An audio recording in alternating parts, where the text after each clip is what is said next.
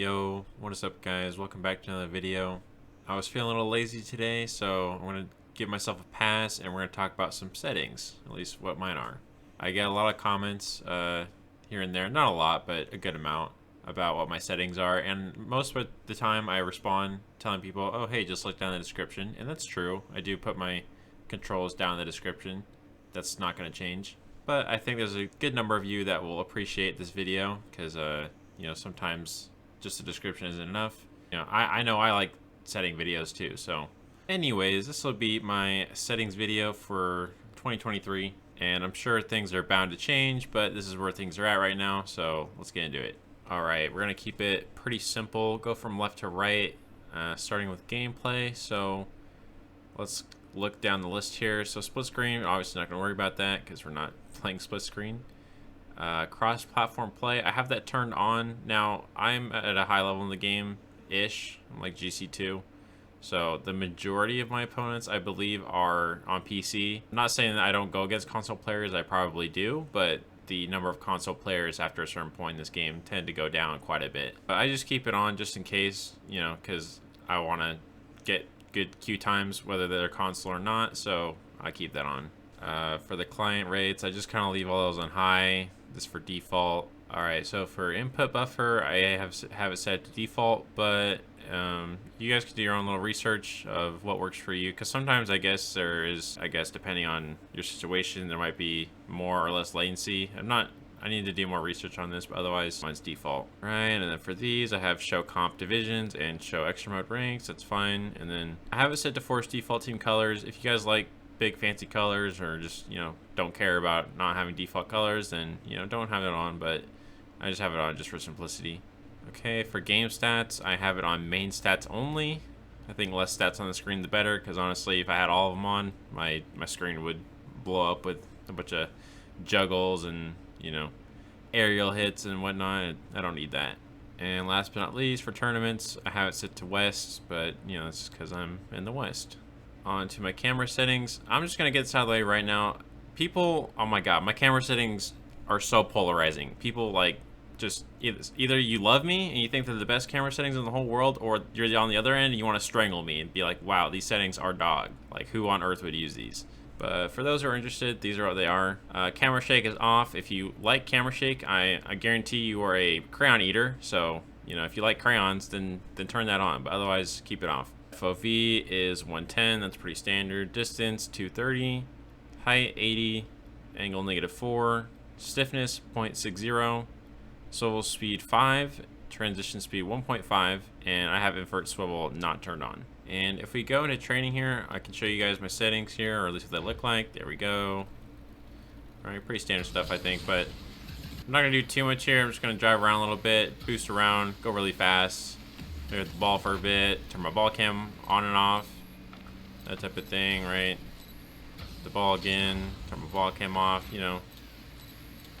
See, yeah, there you go. And then the thing I know you guys have all been dying to see on these camera settings, right? Let's see a flip reset.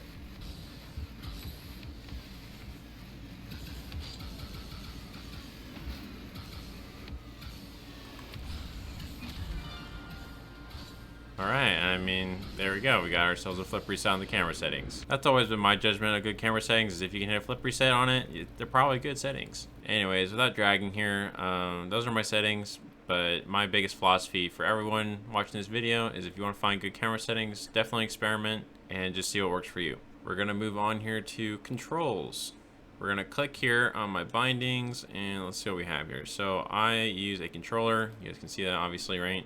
I use R2 for drive forward, L2 for drive backwards, normal left steer and right steers, jump for X, boost for circle, power slide for L1. I used to have arrow bound before, but I no longer have it on there anymore. I'll tell you guys why. Triangle is focus on ball. Rear view is R3. These are your normal arrow steers. Don't worry about those. Okay, and then arrow right is R1. And arrow left is L1. So again, I used to have normal arrow on L1, I believe. But I switched it out for arrow left, and I'm trying to learn that now. I have my scoreboard on my share button. And because square is pretty much my least used button on here, I use it for resetting shots in training, and I also use it in Rumble. And then I don't use any of these commands because I use Mod. So if I show you guys here, if I use down on the D-pad, that'll pass to me or something, but it's not using, you know, Epic Games local version of it. I'm using Mod to make the ball do these things in front of me, right? For those who are interested in how I hold my controller, this is how I do it. My index fingers can comfortably hold both the right bumper and left bumpers like this, and then as I need, I can move my index fingers up into my R1 or L1 buttons pretty smoothly. And if I'm in the air like this, right, I can just, you know, as I've been practicing with my arrow left and right, I can go back and forth between these two as I need to. As for the X, square, triangle, and circle buttons, my right thumb kind of does all the work. It can press 3 buttons at once, like that, almost 4, depending on how I hold it. But see that? So my right thumb kind of just sits on all 3 of these buttons, and I just use different parts of the bone of my thumb to hit the buttons. So because X and circle are very comfortable for me to press, as well as triangle, it kind of makes for a really comfortable, you know, experience. So I kind of use those 3 buttons. So X, circle, ball cam. X, circle, ball cam. Jump, boost, ball cam, like that. There we go. And then for aerials and stuff, I don't have to try that hard. It's really just jump in the air, hold my, you know, one of my arrow buttons, and then I only use those 3, the stick, the boost, and then the arrow. And then there we go, I got some going. If I wanted to like spawn the ball in my head, I can just use the D-pad, and boom, ball's right there. So the only time I'll do anything even remotely out of the ordinary is when I'm going for 360s, like this, like that. That's pretty much the only time I'll do something even remotely weird. But it's really not that weird. It's basically all I'm doing is I'm lifting. So normally my left, I don't know what, like my left ring finger, no, middle finger. It's my middle finger, right? So my middle finger, I push it up so that I can press both of these at the same time. And then I kind of just tap between the two so that I can 360, kind of like this. So I'll hold my index finger on L1, and then I'll tap with my middle finger the brake so I can do 360s. But that's pretty much the only time, though, that I'll lift my middle finger up from, you know, the grips. Now we're going to look at some sensitivities. So for steering and aerial, I have them at 1.2. For the longest time, I used to have them at 1. But somewhere on the internet, I found someone mentioned 1.2.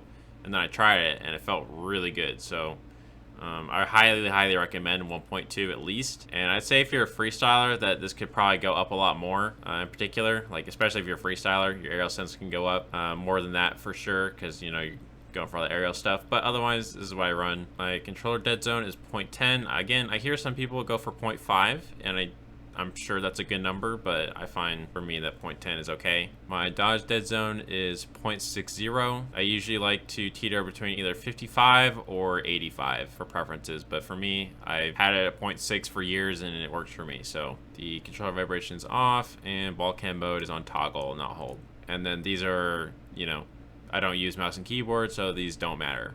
Okay, moving on to interface. So my interface scale is 75%. That's just this thing, you know. I don't like it too big, but I also don't like it too small, so I find 75% to be perfect. Display scale, that's almost the same thing, but I just keep it 100. Nameplate scale is actually very important. This is probably one of the most important things on here. And it used to be 100% for a long time, but then I read up on a different settings video about why like 140 to 150 is super solid. But it's just so you guys can see the other players, right? Doing on a kickoff, or, you know, just so you can see their names and you can see them clearer. So I would say of all the settings on here, the nameplate scale is like one of the most important for interface.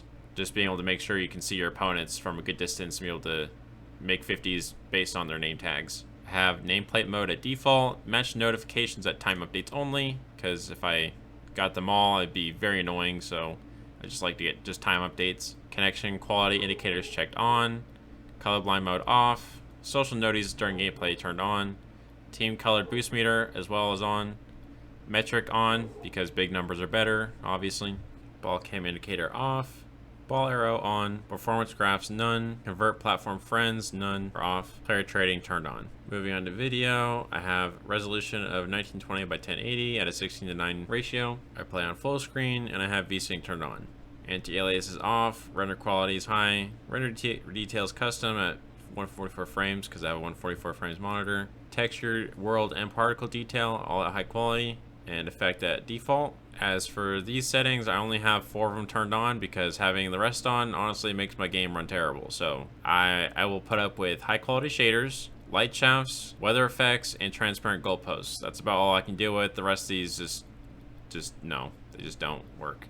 So for audio, I like to play at a very like mid to low level audio, and that's just simply because having the master all the way up blows my ears out because I wear headphones, so I can't be dealing with that. So at this moment, I keep both the master and the gameplay at a relatively medium level, 50% for master, 40% for gameplay. I used to listen to music. I used to like to listen to music on the actual game, but nowadays I just open up Spotify and listen to whatever I want to, so I just kind of turn that down, as well as the gameplay for the music. And ambient and crowd are at 0. I used to I think my crowd was always turned off, but my ambient was still at a decent percentage where I could hear it.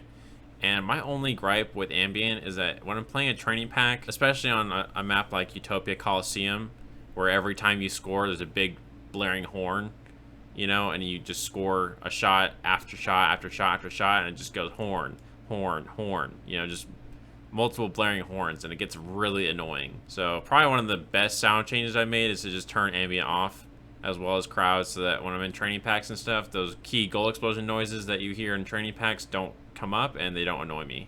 And I'd say at best just helps me focus on the game. I use headphones for the output type, dynamic range default. It has play soundtrack on, but I don't think I can hear any of this, so like having this on doesn't do anything. Player anthems off. This might be a very controversial statement, but I don't like anthems. I mean, that's all there is to it. I just don't like anthems, so I just turned them off. And then the rest of these are checked. They're not really that important.